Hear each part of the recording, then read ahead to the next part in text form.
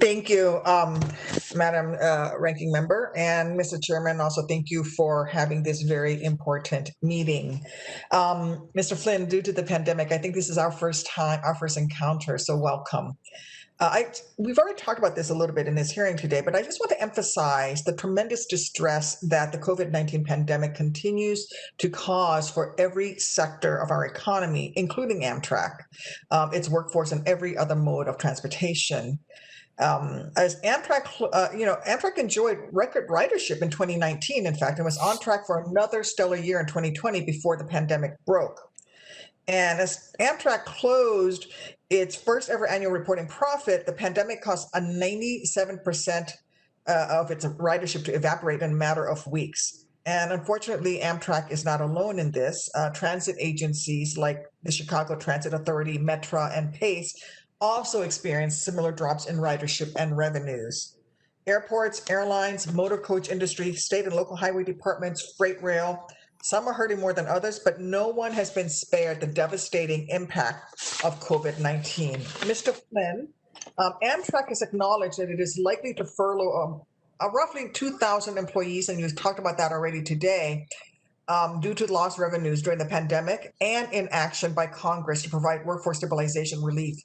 Is the 2,000 employee number correct? Yes, Senator, that number is correct. Thank you. And 6 months ago, the House passed the HEROES Act that included $4.8 billion to assist Amtrak and its workforce. 3 weeks ago, the House tried again by passing an updated HEROES Act that included roughly $3 billion for operating assistance and state-supported routes. Is that correct? Yes, Senator. I'm certainly aware of the funding in the HEROES Act, too. Okay, thank you. So if either one of these bills became law, would they allow Amtrak to prevent service cuts and avoid furloughing the 2,000 employees? Yes, Senator. We have unfortunately begun the furloughing. It's a difficult decision that's underway, and we've implemented the service frequency reductions. But funding at that level would allow us to recall furloughed employees and restore the services. Thank you. So let's compare that with the Senate Republicans' skinny proposal, the first of which we considered in September, and the second of which we've been considering this week. Mr. Flynn, how much funding was included to protect Amtrak's workforce and operations in the Republicans' skinny proposal? There wasn't any funding.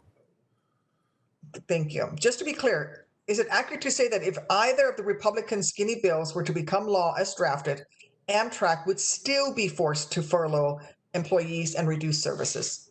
That's correct, Senator. Thank you. Do you happen to know how much the skinny proposals included to protect other critical transportation workers like pilots, flight attendants, mechanics, bus drivers, and transit operators? I'm not intimately familiar with the bills, but I'm not aware of any other transportation funding. Thank you. I think you're correct. The answer is zero. It's unfortunate that Leader McConnell and his Republican colleagues continue to play games with the livelihoods of so many workers and their families. And I'm hopeful that they will reconsider their extreme position and begin negotiating in good faith with Speaker Pelosi and Secretary Mnuchin. Mr. Flynn, in the time that I have left, I want to talk a little bit about Amtrak's commitment to disability and accessibility for their passengers. As this is our first time meeting, I'm hoping you will reaffirm previous commitments made by Amtrak on a number of critical disability and accessibility issues. As you may know, Mr. Anderson committed to establishing a position on his senior executive team that would report directly to the CEO and focus on system-wide accessibility enhancements. Who is that person on your team? That person is Miss L.D. Atchison. She reports directly to me. And just to your point, Richard and I had a long discussion as we were transitioning the roles here about his meeting with you and his commitments to our ADA obligations overall. And so I believe I'm very aware of them. And in addition to Ms. Atchison, gentleman, Mr. David Handera, is specifically focused on our station and platform enhancements and our commitments and obligations under ADA as well. Thank you. I'm very pleased to hear that, and thank you for maintaining that commitment. And I hope that that you will institute new accessibility policies that go above and beyond the absolute minimum federal requirements.